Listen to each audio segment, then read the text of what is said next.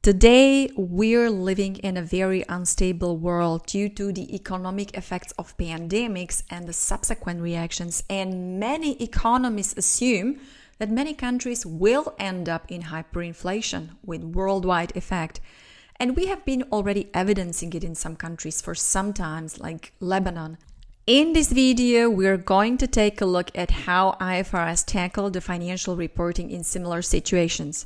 I am Sylvia, the founder of cpdbox.com, the place to be if you want to learn and understand IFRS easily.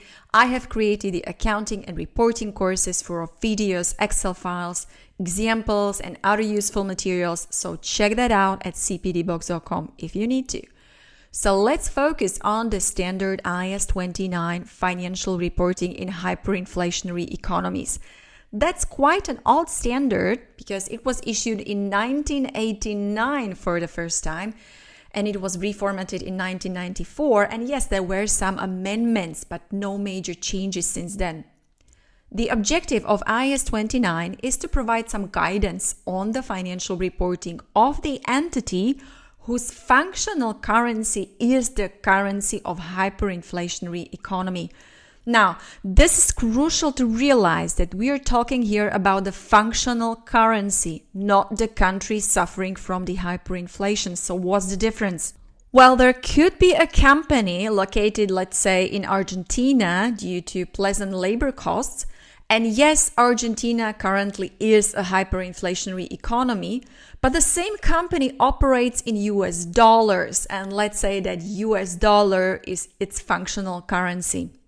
And in this case, IAS 29 does not apply because it is tied to the functional currency, not the location, all right? So let's just assume that US dollar is currently not a currency of hyperinflationary economy, right? Well, who knows in the future, but for now it's not. So the functional currency is the term defined in IAS 21, the effects of changes in foreign exchange rates, and it has to do with the primary economic environment in which the entity operates. It is not necessarily and not always the currency of the country where that company or entity is located.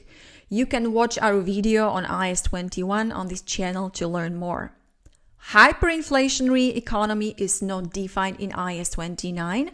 Neither the standard provides list which countries are hyperinflationary, but IAS 29 does give you certain characteristics of hyperinflationary economies as a guidance, and I think the most exact is the one stating that the cumulative inflation rate over 3 years of this country approaches to or exceeds 100%.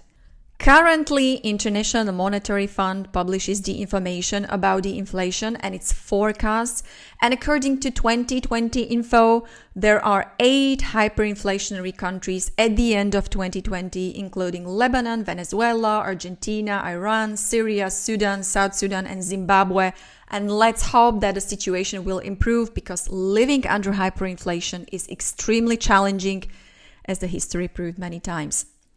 So the main principle of all the exercise under IAS 29 is that the results reported in hyperinflationary currency are no longer useful.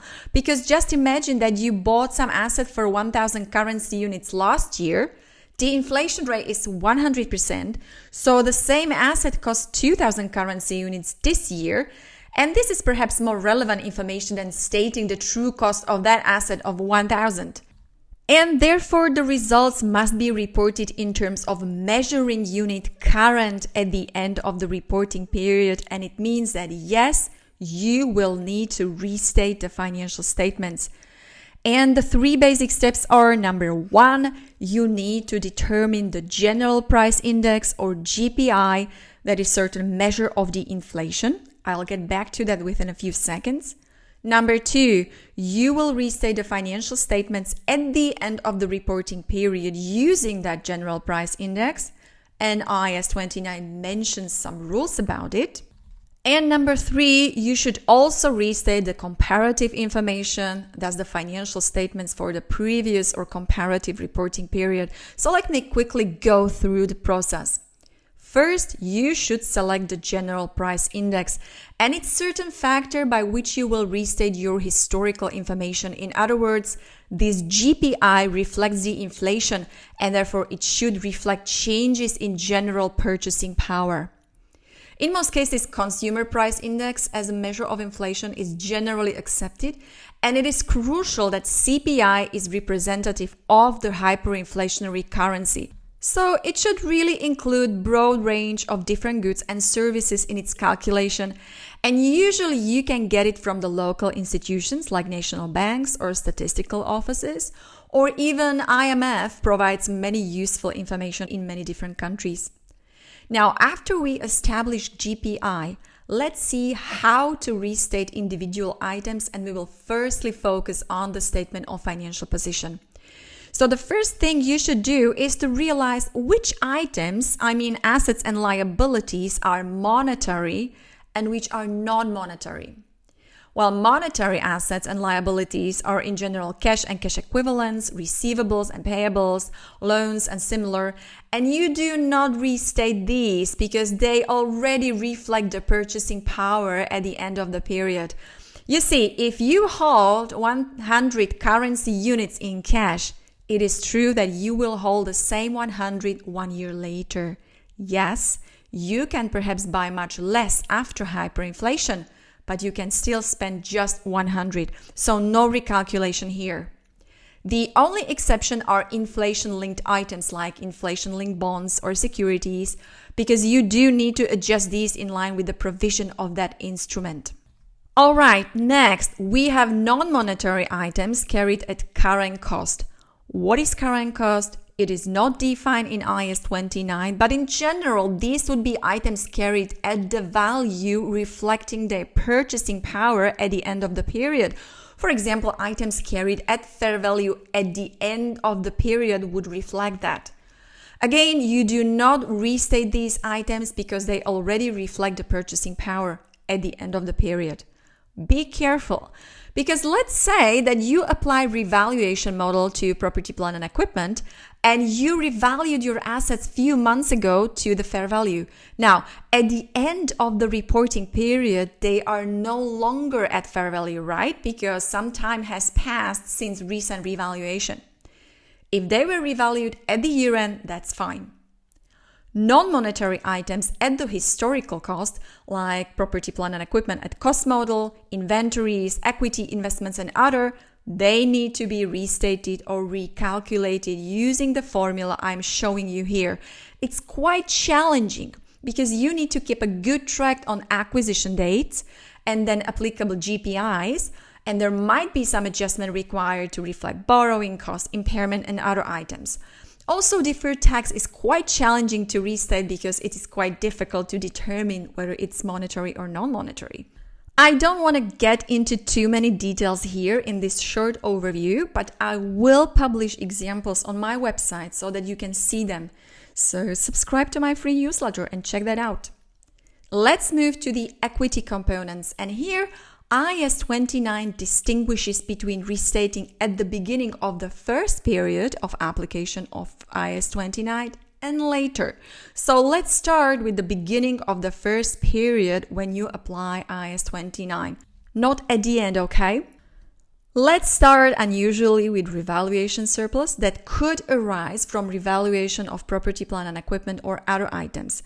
So this should be completely eliminated when you start with IAS 29. If you revalue assets with revaluation surplus when you already apply IAS 29, then it's a different treatment. You will actually keep that and restate the revaluation surplus, but not in the opening balance sheet when you start applying IAS 29 for the first time. Next, we have retained earnings as a very specific component of equity. This is tricky because IFRS do not give any definition of what retained earnings are. And the reason for that is that it is highly dependent on the specific country and its laws. And often you will have to carefully analyze the reserves and determine whether they are retained earnings or not, or whether they are distributable or not. Anyway, if you have retained earnings, then you do not restate it specifically as other items, but its amount will be derived from all the other amounts in the statement of financial position. In other words, this will be the balancing figure after all recalculations. And then, for all other components of equity, like share capital and other, you will need to restate it by the application of general price index from the dates of contribution or other acquisition, whatever way that component of equity was created. And that applies to opening balance sheet. At the end of the first period and subsequently, the rules are a bit easier. You simply restate each component of equity in the same way. Therefore, by applying GPI from the beginning of the period or the date of contribution if the component arose during the period and was not there at the beginning. Let's move to the restatement of profit or loss and other comprehensive income. Here, you need to restate all amounts by applying the general price index from the transaction date. So here you can see the formula for the restatement, and let me draw your attention to the GPI. It is expressed as a fraction because in fact you would have GPI for a certain period that might not be the same as the period passed between the transaction date and the year end. So this fraction expresses that fact. Some literature and practice call it the conversion factor. Now, it might be quite a challenge to gather GPIs for every single day, but you can use approximation, for example, some average weekly GPI, if this is appropriate, of course. But if inflation is out of the roof and the prices change like crazy, that would definitely not be appropriate to use. So use your brain, thinking, and judgment here. And yes, some items are calculated in a different way, like deferred tax, because they are derived from the changes in the temporary differences, just as an example. Okay, let me mention one more very important item in profit or loss. If you apply IAS 29, you will have something called gain or loss on the net monetary position as a line item in your profit or loss. This is the number that expresses how much purchasing power you lost to inflation during the period on your monetary assets, if they are greater than non-monetary assets, or how much you gain if the situation is opposite. This is calculated as a change in general price index applied to the weighted average of a difference between your monetary assets and monetary liabilities. But this is extremely impractical to calculate, and therefore in practice it is assumed that gain or loss on the net monetary position is simply the opposite of the gain or loss on non-monetary items, which is the sum of your restatement adjustments, very simply said. Well, that takes practical exercise to verify, though, and it is playing with numbers and calculations a lot. Let me add a few notes on the cash flows. IAS 29 does not say much about the restatement of the cash flows, but it does say that all items should be expressed in the measuring unit that is current at the end of the reporting period. And it practically means restating all the amounts, similarly as with profit or loss and other comprehensive income. And there are many practical issues arising with that, and this requires using lots of judgment too. Last but not least, you also need to restate comparative amounts. Again, the same principle applies that all items should be expressed in the measuring unit that is current at the end of the reporting period. And it practically means that you would simply apply GPI to all comparative numbers. And this time it will be much easier than with the statement of cash flows and profit or loss, because you just take GPI and apply it to all the numbers by simple mathematical calculation, because all items were there at the beginning of the period and none of them arose during the year. So this was the short introduction to the reporting of the financial statements in hyperinflationary currency. And if you need to learn more about this topic, plus see some examples also on other IFRS topics, you're very welcome to check cpdbox.com, subscribe to my free newsletter, and learn to apply IFRS in practice. Thanks for watching. Bye.